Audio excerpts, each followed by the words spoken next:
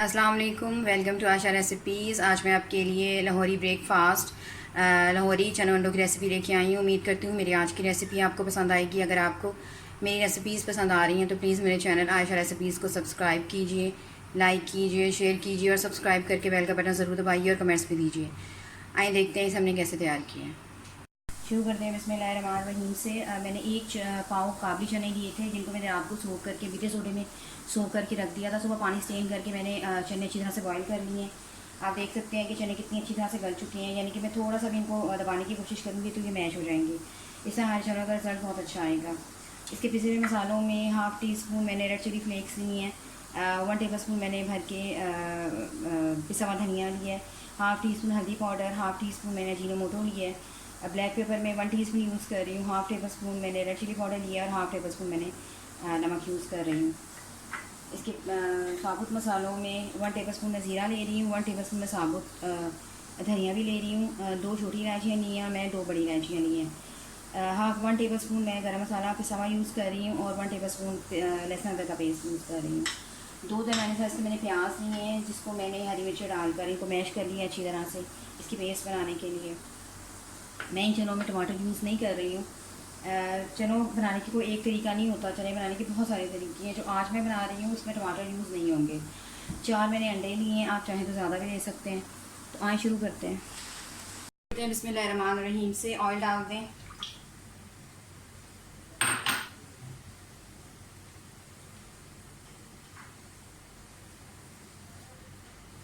Oil में सबसे पहले मैं साबुत मसाले डालूँगी ताकि थोड़ा सा अरोमा शामिल हो जाए मसालों का ऑयल में।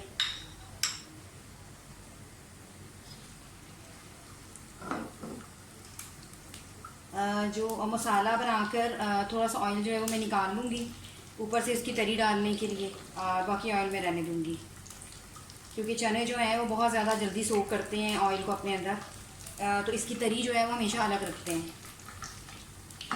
साथ ही लहसुन अदरक का पेस्ट डाल दें।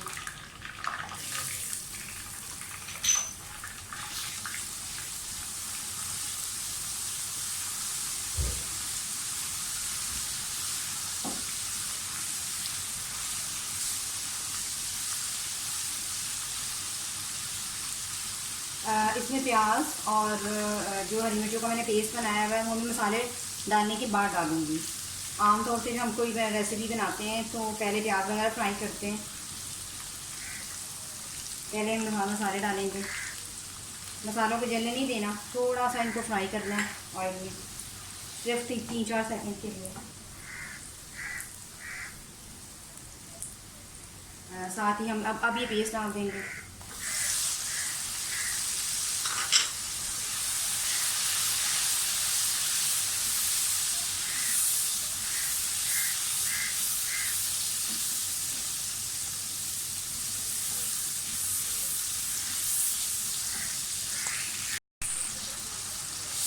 मसाले हमारे अच्छी तरह से भूनते हैं, साथ उसमें चने डाल दें।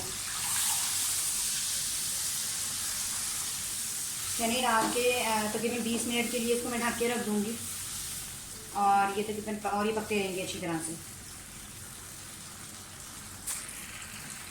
तकरीबन 25 मिनट हो गए हैं हमारे चनों को पकते हुए।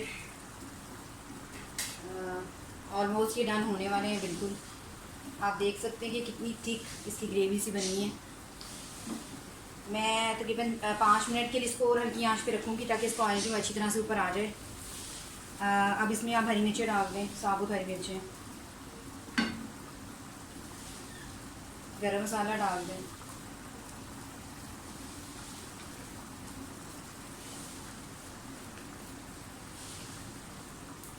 और अंडे डालकर 5 मिनट के दम पे इसको मैं रखूँगी जितनी देर में हमारा जो है वो ऑयल अच्छी तरह से ऊपर आ जाए।